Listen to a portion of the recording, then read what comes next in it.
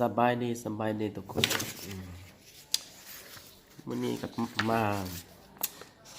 สอนนักเรียนให้เขานี่อยู่ที่ห้องการเด้ออยู่ห้องการอยู่โรงเรียนศึกษาสูง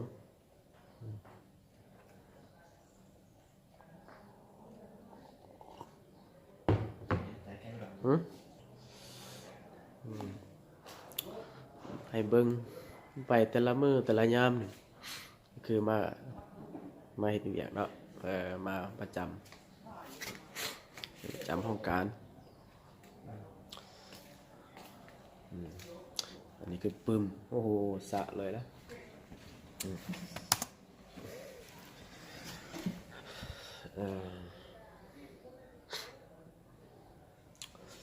มาเฮ็ดเวียกเด้อ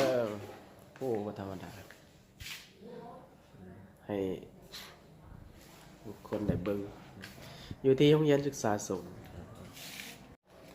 เรียนช่องสันคือเดิน เดินวัด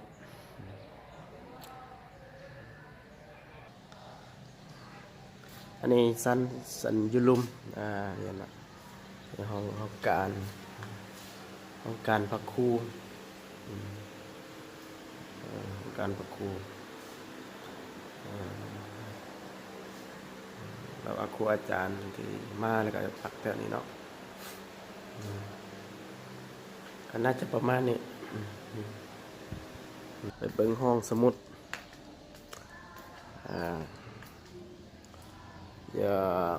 อันนี้คือ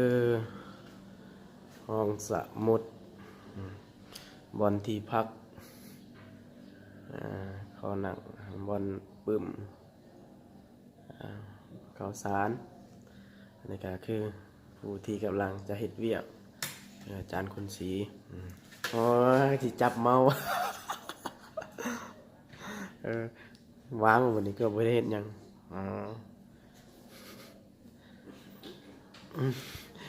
สีสงสัยสีซึ้งอันนี้คือปึ้มห้องสมุด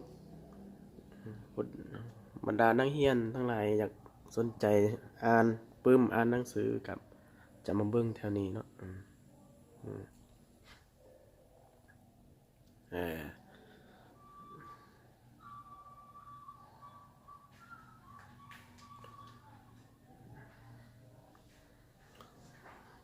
โอ้โหเมียบนนอนมันอยู่วันเสาร์เมื่อย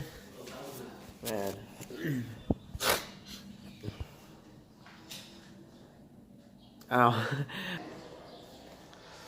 ย่างขึ้นชั้น2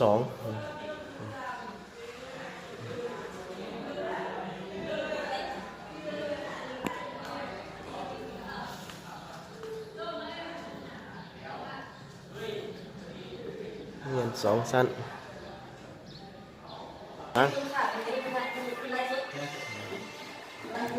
ลูกศิษย์วัดนี่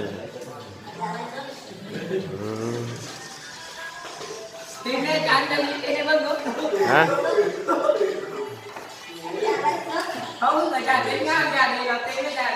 เฮ็ดยังนี่กิจกรรมเหรอ